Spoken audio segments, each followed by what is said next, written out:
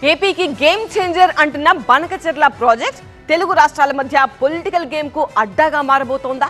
చంద్రబాబు సర్కార్ చేపట్టిన project Telangana politics లో హీట్ పెంచబోతోందా? ప్రాజెక్ట్ పేపర్ స్టేజ్ లో ఉండగానే రాజకీయ చిక్కులు మొదలయ్యాయా? గోదావరి టు పెన్నా నదుల అనుసంధానం చేసి రాయలసీమకు నీళ్లందించి కరువు రహిత రాష్ట్రంగా తీర్చిదిద్దాలి అనే లక్ష్యంతో గోదావరి బనకచెర్ల ప్రాజెక్టుకు సీఎం చంద్రబాబు శ్రీకారం చుట్టారు. ఈ ప్రాజెక్టుకు 80,000 కోట్ల వరకు ఖర్చు అవుతుందని అంచనా కూడా వేశారు. అంత డబ్బు ఖర్చు పెట్టే పరిస్థితి ప్రభుత్వం దగ్గర లేదు కాబట్టి నిధుల సమీకరణ కోసం అనేక మార్గాలను సీఎం చంద్రబాబు అన్వేషిస్తున్నారు. ప్రైవేట్ సంస్థలను ఇందులో భాగం చేయాలని ఆయన ఆలోచిస్తున్నారు. ఈ ప్రాజెక్టు విషయాన్ని ఇప్పటికే కేంద్ర పెద్దల దృష్టికి తీసుకెళ్లి కేంద్రం సాయాన్ని కూడా కోరుతున్నారన్నారు ఆయన.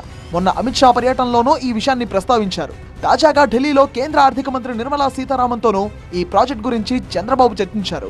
కేంద్ర బడ్జెట్లో నిధులు కేటాయించాలని కోరారు. ప్రైవేట్ సంస్థలను భాగస్వామ్యం చేయడంలో సాయం చేయాలని కోరారు. ఓఎస్ఎస్ ఫర్టిలిటీలో అమ్మ నాన్నలకి పర్సనలైజ్ ట్రీట్మెంట్ ఇచ్చారు. In the good hands of science. Mummy daddy అవ్వాలంటే ఓఎస్ఎస్ కి కాల్ చేయండి. ఈ ప్రాజెక్ట్ ను ఎలా పట్టాలెక్కించాలి అని చంద్రబాబు ప్రయత్నాలు చేస్తున్నారు. అయితే తెలంగాణలో మాత్రం పొలిటికల్ హిట్ మొదలైంది. బనకచెర్ల ప్రాజెక్టుతో తమకు అన్యాయం జరుగుతోందని తెలంగాణలోని విపక్షాలు వాదిస్తున్నాయి. అంత పెద్ద ప్రాజెక్ట్ చేపట్టి రాయలసీమకు నీళ్లు తరలించకపోతుంటే రేవంత్ సర్కార్ ఎందుకు అడ్డుకోవడం లేదని బీఆర్ఎస్ ప్రశ్నిస్తోంది. ఏ అనుమతి లేకుండా గోదావరి బనకచెర్ల ప్రాజెక్టును ఇవాళ ఆంధ్రప్రదేశ్ ప్రభుత్వం తీసుకొని పోతాం.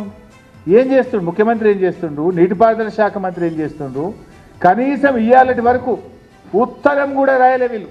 బీఆర్ఎస్ విమర్శలకు ప్రభుత్వం కౌంటర్ ఇస్తోంది. ప్రాజెక్ట్ కట్టింది లేదు, చుక్క నీరు తరలించింది లేదు. ఆ ప్రాజెక్ట్ విషయంలో అసలేమీ మొదలు కాలేదు. అప్పుడే ఏదో జరిగిపోయినట్టు బీఆర్ఎస్ మాట్లాడుతుందంటూ మండిపడుతోంది. హరీష్ రావు గారు గోదావరి టు బనకచెర్ల విషయంలో ఏదేదో మాట్లాడాడు. అసలు ప్రాజెక్టు కట్టినట్టు, నీళ్లు తీసుకుపోయినట్టు, మేమేం చేయనట్టు.